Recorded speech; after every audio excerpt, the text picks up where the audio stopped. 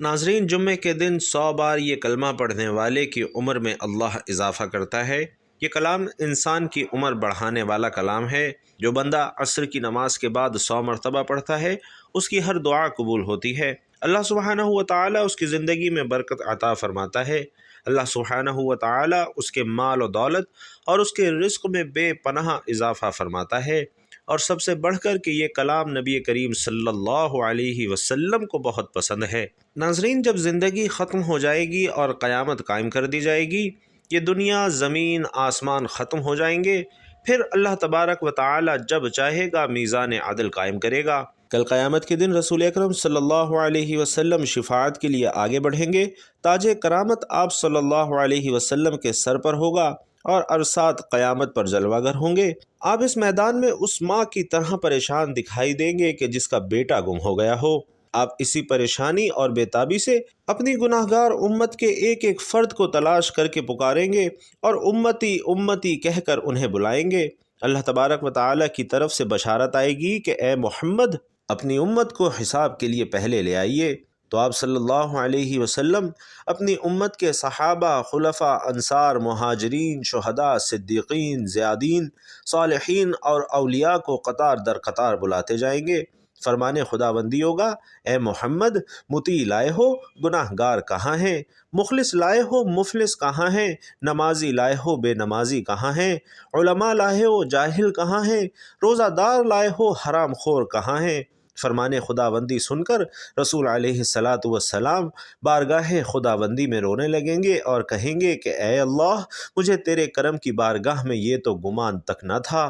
فرمان ہوگا، میرا مقصد دوستوں کو عذاب دینا نہیں، میں تیری امت کے ہر چھوٹے بڑے کا حساب اس لیے چاہتا ہوں کہ آپ دیکھ لیں کہ یہ کیا کیا کرتے رہے ہیں۔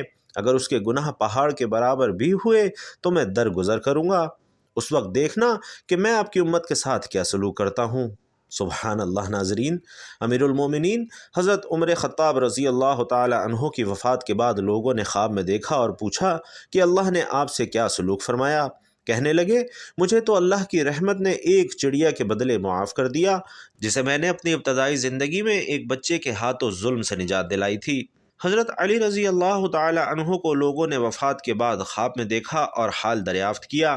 آپ رضی اللہ تعالی عنہ نے فرمایا کہ مجھے تو اللہ تبارک و تعالی کی رحمت نے اس چیونٹی کے بدلے بخش دیا تھا جسے میں نے سیلاب میں بہتے ہوئے کنارے پر رکھا تھا۔ حضرت امام ابو حنیفہ رحمۃ اللہ علیہ کی وفات کے بعد لوگوں نے خواب میں پوچھا کہ اللہ نے آپ کے ساتھ کیا معاملہ فرمایا؟ تو آپ رحمۃ اللہ علیہ نے فرمایا کہ مجھے اللہ نے اس مکھی کی جان بچانے کے بدلے بخش دیا جسے میں نے ایک دن دوات سے نکال کر بچا لیا تھا۔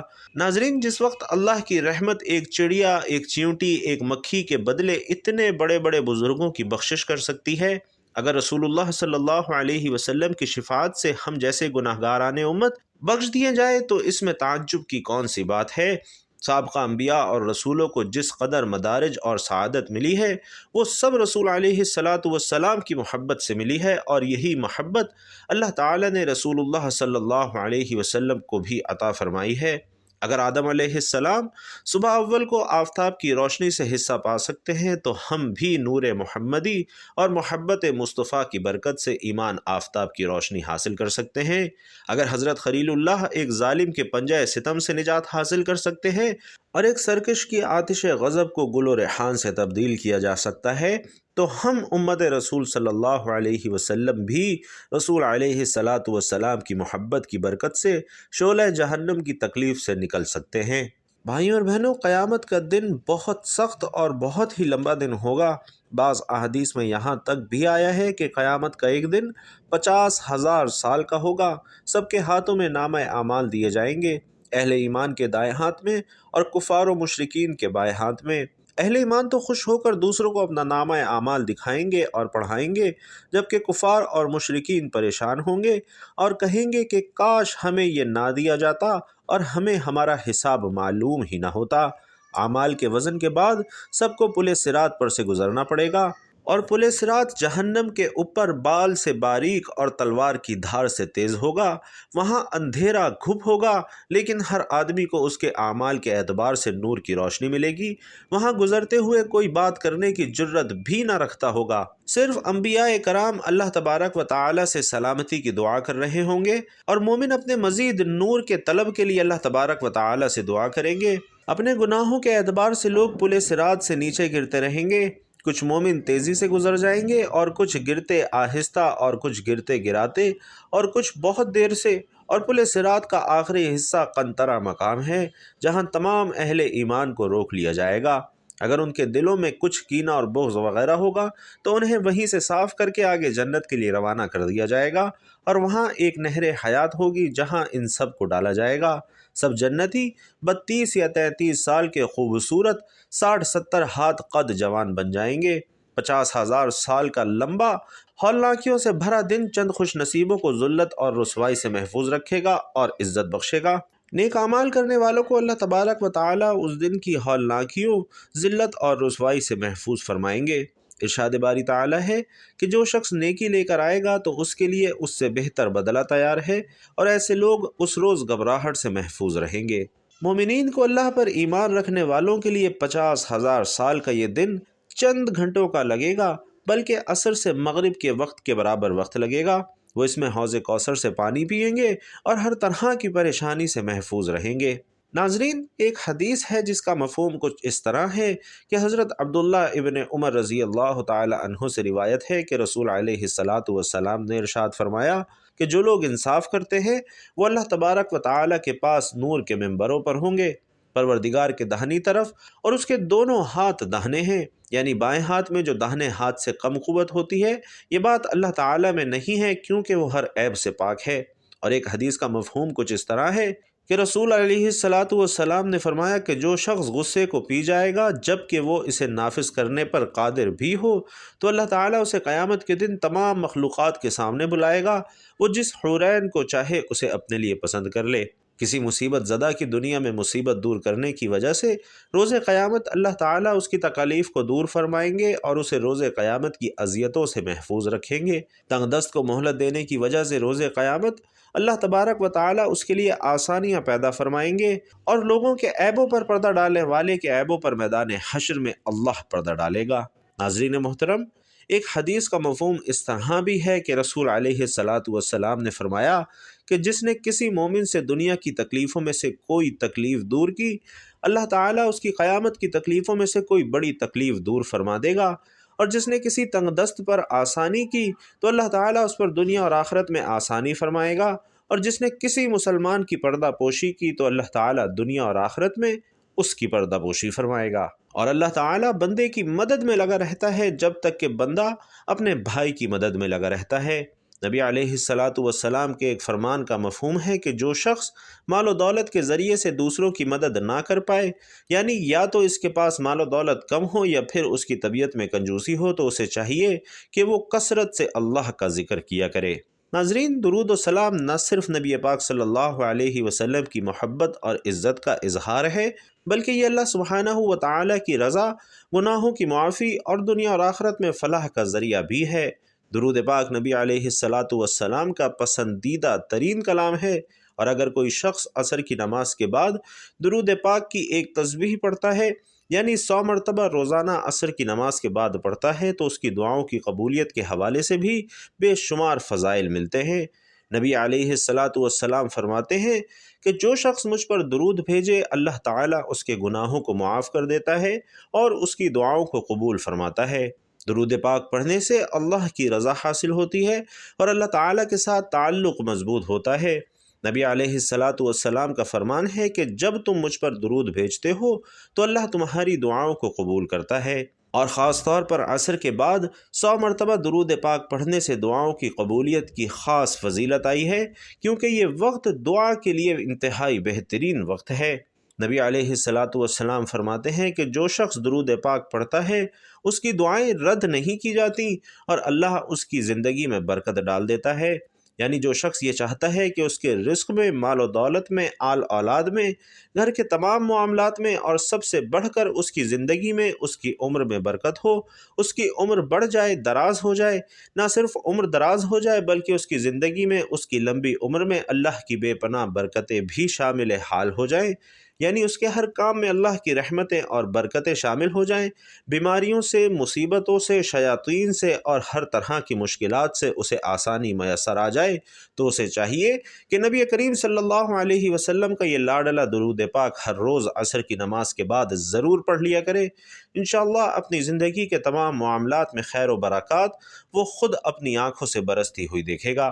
ایک روز ابو جہل اور چند کافر ایک جگہ پر بیٹھے تھے کہ ایک سائل نے آ کر سوال کیا تو انہوں نے سائل سے تمسخر کے طور پر کہا کہ تم حرم میں چلے جاؤ، وہاں حضرت علی بیٹھے ہیں، وہ تم کو بہت سا مال دیں گے کیونکہ وہ بہت سخی ہیں۔ ناظرین، سائل یہ سن کر حضرت علی کے پاس چلا آیا اور کہا کہ اللہ کے نام پر مجھے ضرور مرحمت فرمائیے کیونکہ میں انتہائی تنگ دست ہوں۔ اس وقت آپ رضی اللہ تعالی عنہ کے پاس بھی بظاہر کوئی چیز نہ تھی، لیکن وہ فراست سے جان گئے کہ کافروں نے تمسخر کے لیے اسے بھیجا ہے۔ آپ رضی اللہ تعالی عنہ نے 10 بار نبی کریم صلی اللہ علیہ وسلم کا یہ لاڈلا درود پاک اور ایک روایت میں 3 بار یہ درود شریف پڑھ کر سائل کے ہاتھ پر پھونک ماری اور فرمایا کہ ہتھیلی کو بند کر لے اور کافروں کے سامنے جا کر ہتھیلی کھول لینا۔ جب سائل کافروں کے پاس آیا تو انہوں نے پوچھا، تجھے علی نے کیا دیا ہے؟ اس نے مٹھی کھولی تو ناظرین وہ سونے کے دیناروں سے بھری ہوئی تھی، اور یہ ایمان افروز منظر دیکھ کر اسی وقت کئی کافر مسلمان ہو گئے۔ سبحان اللہ۔ حضرت جابر بن عبداللہ رضی اللہ تعالی عنہ حضور صلی اللہ علیہ وسلم کا فرمان نقل کرتے ہیں کہ روزانہ جو شخص مجھ پر 100 مرتبہ درود پڑھے گا، اللہ تعالیٰ اس کی 100 حاجتیں پوری فرمائے گا، اس میں 70 آخرت کی اور 10 دنیا کی حاجتیں ہیں۔ اور روایت ہے کہ حضرت سفیان ثوری رحمۃ اللہ علیہ نے دوران طواف ایک شخص کو دیکھا جو ہر قدم پر درود پاک پڑھتا تھا۔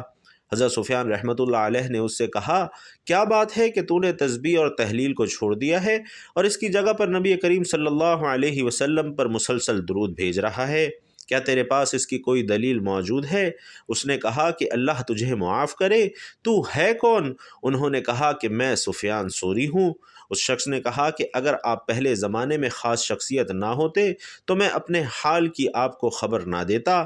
اس نے بیان کیا کہ میں اور میرا والد حج بیت اللہ کے لیے اکٹھے نکلے، مجھے یہاں تک کہ منزلیں طے کرتے کرتے ایک جگہ میرا والد بیمار ہو کر فوت ہو گیا اور اس کا چہرہ سیاہ اور آنکھیں نیلی پڑ گئی اور پیٹ پھول گیا۔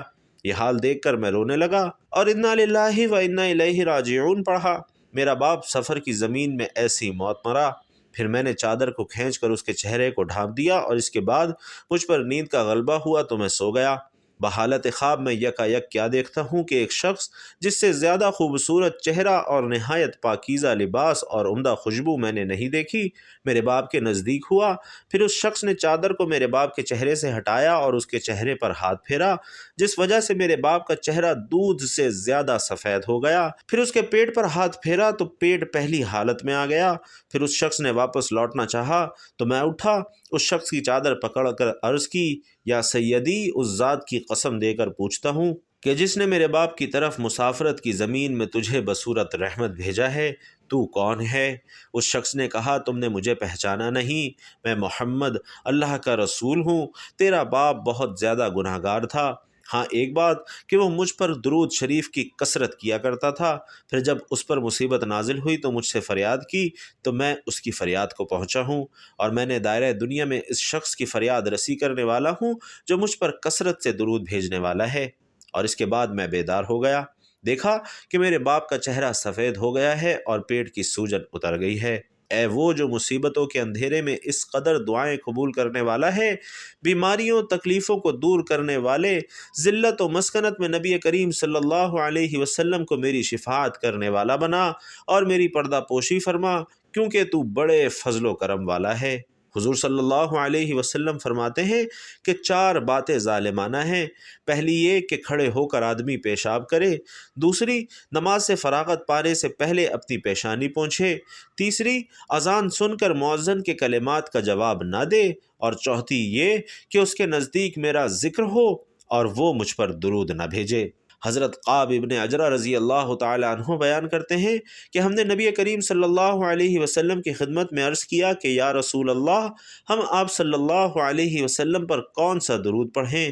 تو آپ صلی اللہ علیہ وسلم نے فرمایا کہ تم یہ پڑھا کرو: اللہم صلی علی محمد وعلی آل محمد کما صلیت علی ابراہیم وعلی آل ابراہیم انک حمید مجید، اللہم بارک علی محمد وعلی آل محمد کما بارکت علی ابراہیم وعلی آل ابراہیم انک حمید مجید۔ یعنی ناظرین، سب سے بہتر، سب سے افضل اور حضور صلی اللہ علیہ وسلم کا سب سے لاڈلا درود یہی درود ابراہیمی ہے جو ہم ہر نماز میں پڑھتے ہیں۔ اللہ تبارک و تعالی سے دعا ہے کہ نیکی کی بات کو سننے، سمجھنے اور اس پر عمل کرنے کی طاقت اور توفیق ہم سب کو مرحمت فرمائے۔ میرا سنانا اور آپ کا سننا اپنی بارگاہ میں قبول و منظور فرمائے، آمین یا رب العالمین۔ محترم ناظرین، آخر میں درخواست ہے کہ کامنٹ باکس میں ایک پیارا اور مختصر سا درود صلی اللہ علیہ وآلہ وسلم پیارے آقا پر ہدیتاً تحفتاً ضرور لکھتے جائیے گا۔ اللہ تعالیٰ آپ سب کا حامی و ناصر ہو، آمین یا رب العالمین۔ السلام علیکم ورحمۃ اللہ۔